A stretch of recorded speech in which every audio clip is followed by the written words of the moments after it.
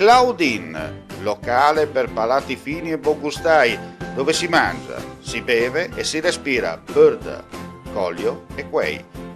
Sono Claudia Zano e vi aspetto con le mie specialità. Cosa aspettate? Claudine, food, wine, music e sei in pole position.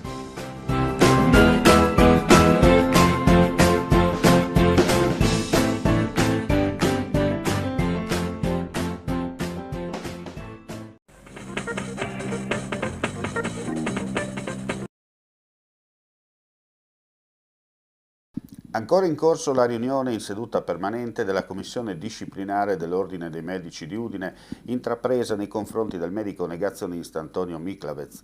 Ieri sera, poco prima delle 21, un centinaio di sostenitori del professionista si sono radunati sotto la sede dell'Ordine in via Diaz per manifestare tutta la solidarietà con striscioni e slogan che sono proseguiti per tutta la serata.